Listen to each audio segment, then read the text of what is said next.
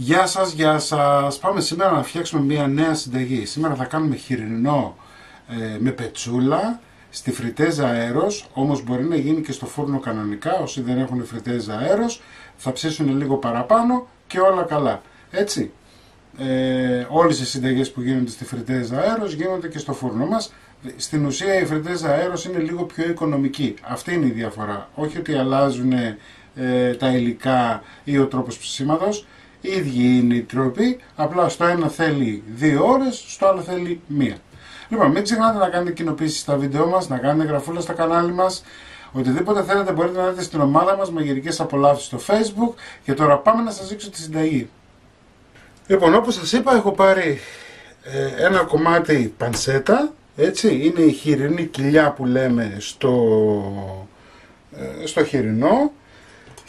Θα κάνουμε τρύπες. Από την κάτω μεριά όμως, δεν θέλουμε να πληγώσουμε την πέτσα. Υπάρχει και ένα μυστικό έκπληξη για να σας κάνει την πέτσα τραγανή.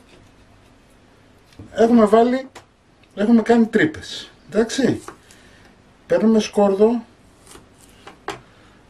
το οποίο είναι προαιρετικό. Αν θέλετε θα το βάλετε, αν θέλετε δεν το βάζετε. Έτσι, ξέρω σε ορισμένους τους ενοχλεί. Οπότε όποιος τους ενοχλεί δεν το βάζουν.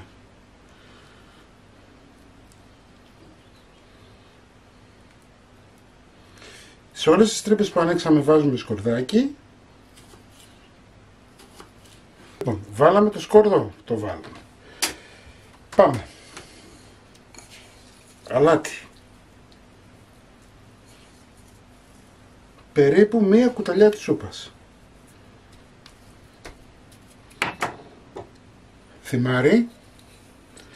Έχω ανάψει το φούρνο μου και τον έχω ήδη προθερμάνει εγώ στους 180 βαθμούς. Εντάξει, τον έχω κλείσει τώρα για να μην κάνει θόρυβο. Πιπέρι. Πάμπρικα.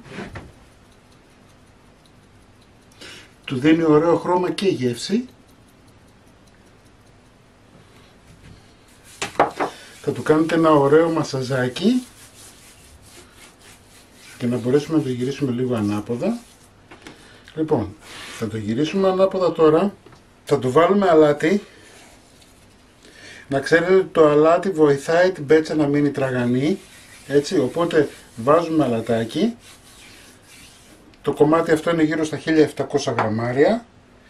Το υλικό έκπληξη που σας λέω, σιμιγδάλι. Σιμιγδάλι ψηλό. Τι θα κάνει το σιμιγδάλι? Θα κρατήσει ξερή την πέτσα. Θα ρουφήξει ό,τι υγρά έχει και θα παραμείνει τραγανή. Θέλουμε ένα κουταλάκι του γλυκού. Μην μου βάλετε χοντρό, γιατί θα κάνει κρούτσου κρούτσου. Και είναι πράγμα που δεν το θέλουμε. Πάμπρικα. Λίγο θυμάρι. Ή ρίγανη, ό,τι έχετε στο σπίτι. Κοιτάξτε τι ωραίο χρώμα που παίρνει, βλέπετε.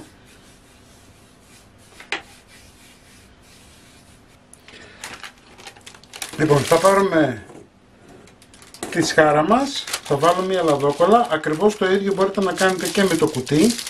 Έτσι, με αυτό εδώ. Μπορείτε και με αυτό.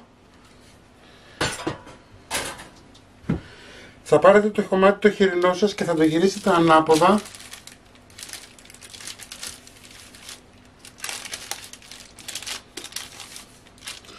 Και τώρα θα το βάλουμε να το ψήσουμε στη φριτέζα αέρος. 180 βαθμούς για 30 λεπτά.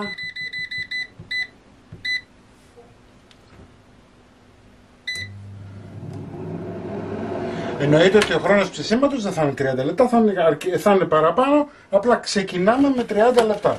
Θα βάλουμε στο φούρνο μας το χοιρινό και θα το αφήσουμε να ψηθεί. Τα πρώτα 30 λεπτά περάσανε, να δούμε τώρα τι κάναμε.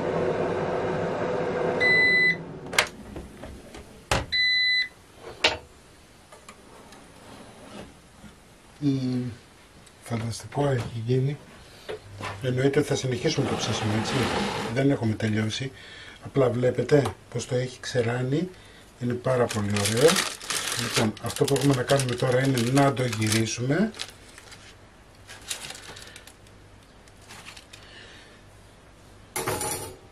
Θα το ξαναβάλουμε πάλι μέσα και θα συνεχίσουμε το ψήσιμο πάλι για 30 λεπτά.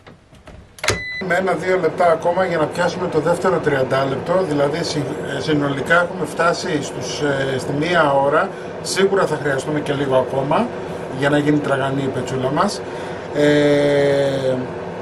Με ρωτάτε πάρα πολύ ποια είναι η φριτέζα που έχω.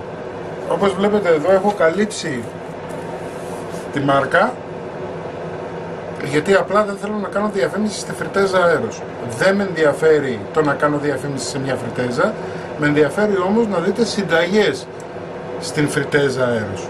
Εντάξει. Τώρα όποια μάρκα για να πάρετε την ίδια δουλειά κάνει. Απλά εγώ στο μόνο που θα μπορέσω να σας βοηθήσω είναι να πάρετε μια φριτέζα να είναι λίγο πιο μεγάλη, δηλαδή να είναι από 5,5 λίτρα και πάνω. Εντάξει, έχει στο εμπόριο και με 7 και με 9 και με 12, είδα και μία με 14, για λίτρα μιλάω, έτσι. Δεν υπάρχει λοιπόν λόγος εγώ τώρα να κάθομαι να σας λέω πάρτε αυτή, πάρτε εκείνη, γιατί μπορεί και να μην βγει και καλή και να έχω την ευθύνη εγώ, οπότε δεν υπάρχει κανένας λόγος. Ενώ στις συνταγές ξέρω σίγουρα ότι είμαστε ok. Λοιπόν, είμαστε στο τελευταίο λεπτό.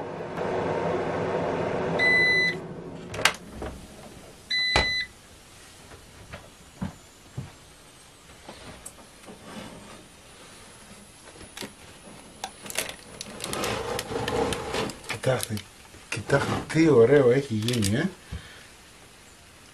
φανταστικό. Κάνουμε ένα τσεκάρισμα και από εδώ, ωραία, μια χαρά. Έτσι, το γυρνάμε λιγάκι να πάρει ό,τι υγρό έχει για 10 λεπτά και θα βάλουμε και άλλα 10 λεπτά, θα το ξαναγυρίσουμε πάλι. 10 λεπτά μετά πάμε να κάνουμε τώρα το τελευταίο μας γύρισμα, έτσι, για να γίνει τραγανή η πετσούλα. Ωραία.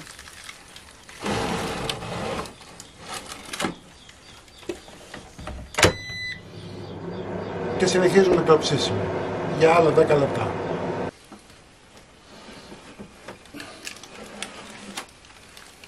Όπου έχει γίνει φανταστικό. Θα το μεταφέρουμε. Λοιπόν, στην αρχή του βίντεο θα το κόψω κιόλας για να το δείτε. Μην ξεχνάτε να κάνετε κοινοποίησεις στα βίντεό μας, να κάνετε γραφούλα στο κανάλι μας. Οτιδήποτε χρειάζεστε μπορείτε να έρθετε στην ομάδα μας Μαγειρικές Απολαύσεις στο Facebook και τη συνταγή όπως πάντα θα την βάλω στο www.magirikesapolavsis.gr. Να είσαστε καλά και θα τα πούμε με ένα επόμενο βίντεο. Γεια και χαρά σας.